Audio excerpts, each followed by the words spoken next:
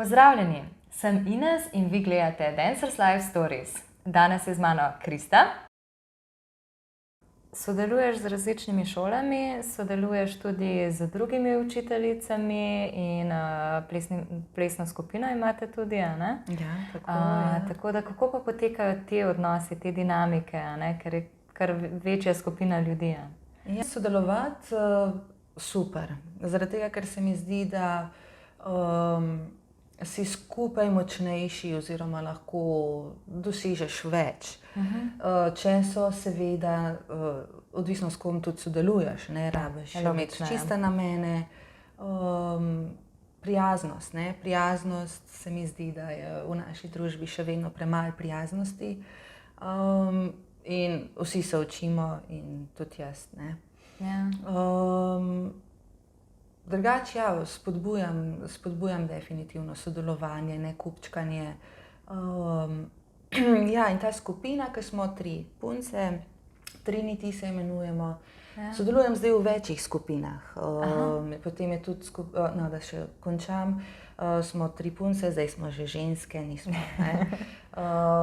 Delamo različne plesne stile, ne vem, Maja, she dancer, ona ima dancehall čez, Meta je versatile, ima super izraz in potem ustvarjamo skupaj. Potem sem tudi del ene ekipe, ke je zelo, zelo srčna. To je ekipa od Katje Vidmar pa Alberta Podrekarja in kjer delamo na predstavi Življenje je vrednota. Stil je jazz.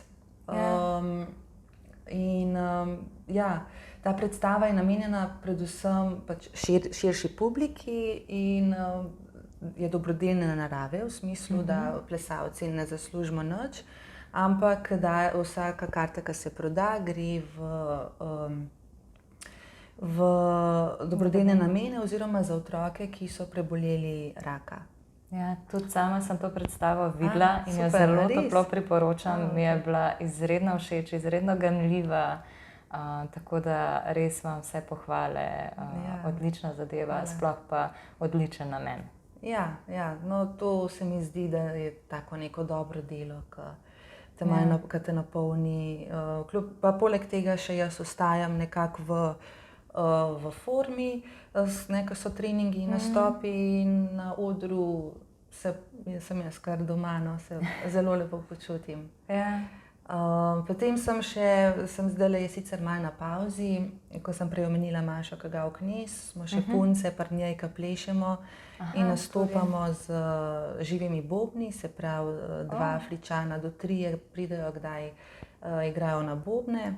Mi pa plešemo, Maša dela koreografije in to je tudi malo drugače, ker je živa glasba in definitivno. Vse teče. A pa so vseeno pripravljene koreografije ali je impro? Oboje. Oboje, ja. Trenutno največ časa posvečaš, kot si rekla, afro-urban in kizombi. Je še kateri drug ples oziroma stil, ki ti trenutno predstavlja izziv, ali pa znotraj teh 2 stilov vidiš kake večje izzive še zase? Ja, definitivno so znotraj teh stilov je dovolj velik izziv zaenkrat in ne iščem nič drugega.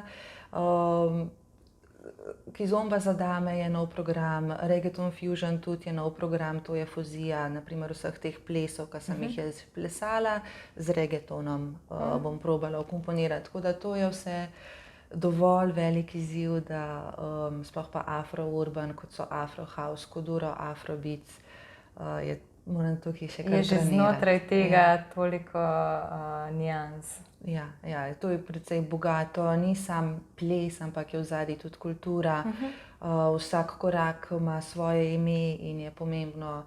Kot učitelj se mi zdi, da je fajn, da veš, kaj ta korak pomeni. In že to, da zbrskaš te vire, iz kje to prihaja in kaj pomeni korak, je precej težko, glede na to, da sem čisto na drugem koncu sveta, ne. Se izobražuješ tudi kaj v tujini še vedno, ali? Ja, se trudim, pa glede na finančne zmožnosti, no. Seveda, Delam na tem, da bi bilo lažje, kar se financ tiče, bomo videli, kaj bo čas pokazal. Ampak ja, če le lahko, zdaj nazadnje sem bila poleti v Bratislavi, kjer so bile super dve učiteljici Afro Hausa in Kudura in Ndombola, Kupe Dekale, take, ki ne moreš glih ujeti, no, tako da sem imela izvrstno priložnost, zdaj v Bratislavi pa dosti blizu je, da sem lahko ujela. Zdaj, najbolj se splača privat ure enkrat, ko si na tej stopnji. Kaj so pa kakšne inspiracije zate? Kakšni učitelji, katere spremljaš, ali pa kakšna zunanja inspiracija? Ja, vedno se je pri meni začelo z glasbo. Ali pa mogoče sem nekoga videla plesati, pa se je nekaj v meni premaknilo in sem rekla, to je pa to. Seveda sem imela skozi svojo zgodovino plesa različne učitelje, ki so mi dali neki push pa veliko naučili, ampak inspiracija je zdaj, če govoriva o osebah, je veliko izvrstnih plesalcev v različnih plesnih stilih. Gledam videe na primer tudi različnih drugih plesnih stilov, ki se ne ukvarjam z njimi in me to, tle dobim ideje oziroma se širi moje polje. Ampak vsakodnevna inspiracija so pa ljudje oziroma tečajniki oziroma dame, punce, ki pridejo na moj tečaj. One so v bistvu moja inspiracija trenutno. Je kakšna lekcija iz plesa, ki si jo dejansko ponotranjila tudi v vsakdanjem življenju? Ja, jih je kar precej. Ena je na primer taka malo bolj splošna, mi je rekel en izvrsten salsa plesalec leta nazaj, Orville, je rekel kill them with love.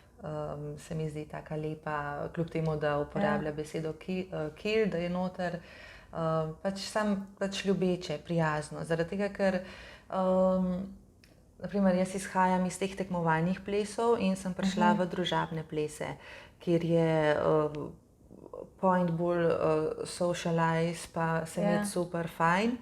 In sem bila večkrat narobe razumljena, ker sem hotela pa tehniko, pa strogo, pa zdaj bomo mi trenirali, pa tako, ne. Tako da sem mogla se veliko najprej malo spremeniti svoj pristop do tega plesa, ne, teh družabnih plesov. Kakor sem pa prej rekla, je pa v bistvu to, kar počnem, ko poučujem, jaz skozi to rastem. Sploh osebnostno se mi zdi, ker so ljudje so moje ogledalo in to je največ. To je kar veliko, no, da lahko to delam, no, tako. Krista, imaš slučajno za naše plesalce kakšen nasvet? Ja, mogoče to, da naj čim več plešejo. In da zdaj odvisno, kaj želijo. Fajn je, da vseeno, preden se vpišeš na plesni tečaj, majčkeno pogledaš, kdo uči, iz kje prihaja določena plesna zvrst, da dobiš malo pogleda v sam background, v kulturo, pa potem v učitelja, recimo, iz kje prihaja oziroma kaj je mogoče dosegel oziroma kaj dela, s čim se ukvarja. In potem sam uživati. Seveda je pa najprej, kakor sem rekla, vsak po svoje zbira, koliko daleč bo prišel, pa po svojih zmožnostih seveda, ampak ne smemo pozabiti na tehniko, ne. Tehnika je zelo pomembna, ker se mi zdi, da enkrat, ko imaš neko tehniko oziroma določene gibe, lahko telo že procesira lepo tekoče, se mi zdi, da se potem še bolj lahko uživa. Nikoli pa ni konca, vedno se ti odpirajo izzivi, takšni in drugačni. Danes je Krista za vas pripravila tudi en krajši plesni izziv, tako da se bomo preselili na drugo lokacijo, pa vam ga pokaže. Okay, pokazala vam bom par afrobeats korakov.